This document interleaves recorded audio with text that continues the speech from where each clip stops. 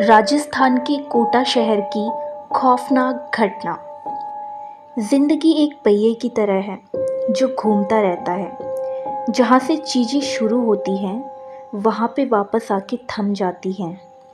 बिल्कुल उसी राह पर, उसी मोड़ पर हमें छोड़ देती है, क्योंकि ज़िंदगी का हर पल हमारे कर्म और नियति से जुड़ा हुआ होता है।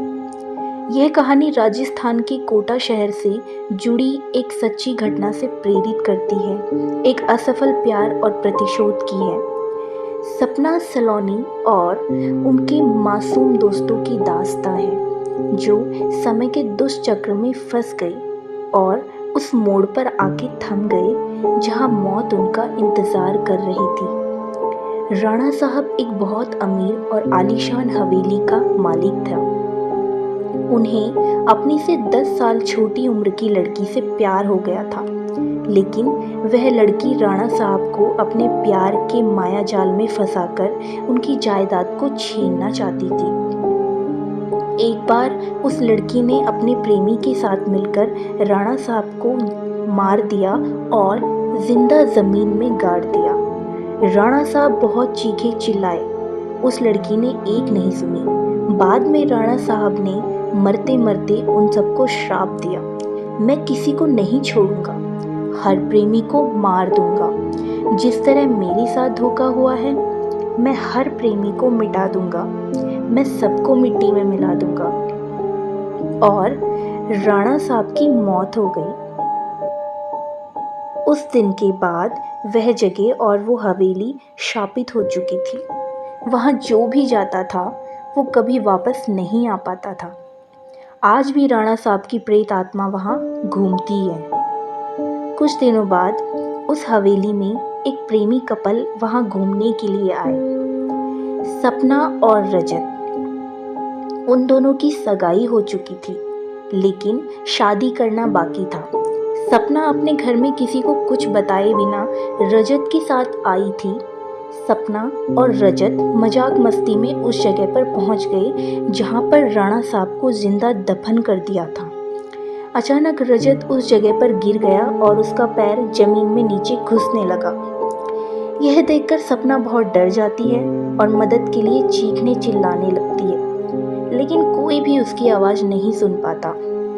जब सपना हवेली में मदद के लिए जाती है तो वहीं उसे किसी के होने का आभास होता है।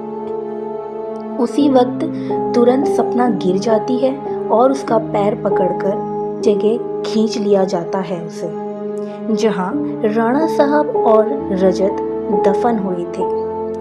बाद में सपना भी उसी जगह पर दफन हो जाती है। लोग उसे ढूंढते ढूंढते उस हवेली पर पहुंच जाते हैं। समीर एक पैरानॉर्मल एक्टिविटी का एक्सपर्ट है। जब वह उस हवेली पर पहुंची तब समीर को पता चला कि यहाँ पे किसी बुरी आत्मा का वास है। उसने सबको सूचित कर दिया।